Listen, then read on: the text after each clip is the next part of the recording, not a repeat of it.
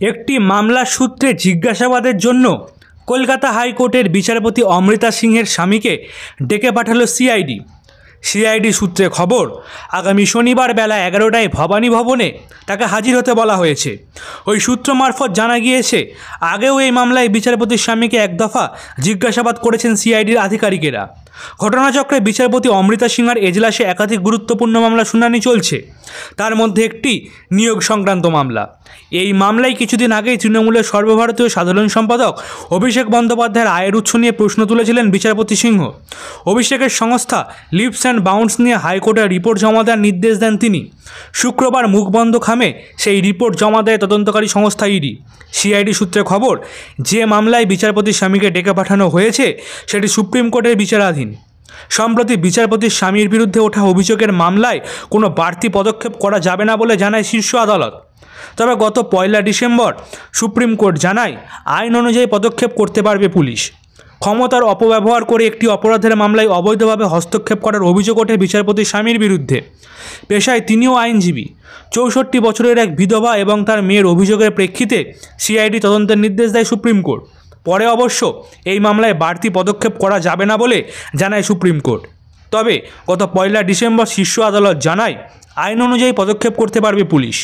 আইনি সংক্রান্ত বিষয়ে খবরাখবর পরিবেশনকারী সংবাদ মাধ্যম বার অ্যান্ড বেঞ্চে প্রকাশিত তথ্য অনুযায়ী নভেম্বর মাসে শুনানিতে পশ্চিমবঙ্গের সিআইডিকে ভয়ডরহীনভাবে তদন্ত চালিয়ে যাওয়ার নির্দেশ দিয়েছিল শীর্ষ আদালতের বিচারপতি সঞ্জীব খান্না এবং বিচারপতি LVN ভাট্টির ডিভিশন বেঞ্চ। পাশাপাশি কোনো প্রভাব খাটানোর চেষ্টা হলে সেটাও শীর্ষ আদালতকে জানানোর কথা বলা হয়। তদন্ত শেষ করে ডিসেম্বরের মধ্যে মুখবন্ধ খামে তথ্য পেশের নির্দেশ দেয় সুপ্রিম কোর্ট। সংশ্লিষ্ট প্রতিবেদন অনুযায়ী একটি জমি সংক্রান্ত বিষয়ে ওই বিধবার সঙ্গে তার কয়েকজন আত্মীয়ের বিরোধ শুরু হয়। মামলা গড়ায় আদালতে। আবেদনকারী সুপ্রিম কোর্টে জানান, পৈতৃক সম্পত্তি থেকে তাকে বঞ্চিত করার জন্য বাপের বাড়ি থেকে তাড়িয়ে দেওয়ার চেষ্টা করেন দাদা এবং অন্যান্য আত্মীয়। সুপ্রিম কোর্টে ওই বিধবার আইনজীবী জানান, তার মক্কেলকে একাধিকবার হুমকি দেওয়া হয়েছে। এমনকি বৃদ্ধাকে যে মারধর করা হয়েছে তার প্রমাণ রয়েছে সিসি ক্যামেরার ফুটেজে। এর প্রেক্ষিতে ওই বৃদ্ধা আত্মীয়ের বিরুদ্ধে 2টি ফৌজদারি অভিযোগ করেন। বার অ্যান্ড বেঞ্চের প্রতিবেদন অনুযায়ী বিবাদী পক্ষের আইনজীবী তদন্তকারীদের উপর বেআইনিভাবে প্রভাব খাটান বলে অভিযোগ করেন বিধবা। অভিযোগ 2টি মামলার তদন্ত যাতে বাধাপ্রাপ্ত হয় তার সব রকম চেষ্টা করেছেন বিচারপতি সিংহের স্বামী।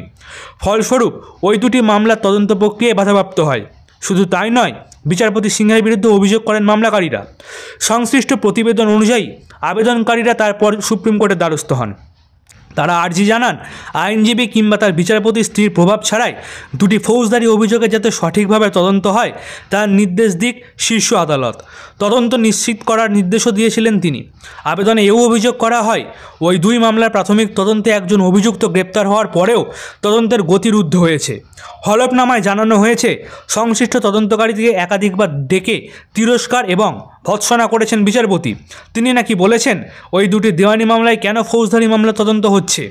বার অ্যান্ড বেঞ্চের প্রতিবেদন অনুযায়ী সম্প্রতি মামলাকারীর আবেদনে প্রার্থনা জানানো হয় যে শীর্ষ আদালত যেন বিচারপতি এবং আইনজীবীর স্বামীকে ওই কাজের জন্য তদন্তের নির্দেশ দেয়। পাশাপাশি মামলাকারীরা পর্যন্ত পুলিশি সুরক্ষার আবেদন পর্যন্ত জানিয়েছেন। অন্যদিকে রাজ্যের তরফে সুপ্রিম কোর্টে বলা হয়, তদন্তের অবস্থা এবং অভিযোগ সম্পর্কে জানতে আগেই কলকাতা হাইকোর্টের প্রধান বিচারপতির কাছে একটি রিপোর্ট গিয়েছে। ন্যায়সঙ্গতভাবে তদন্ত পরিচালনা হচ্ছে।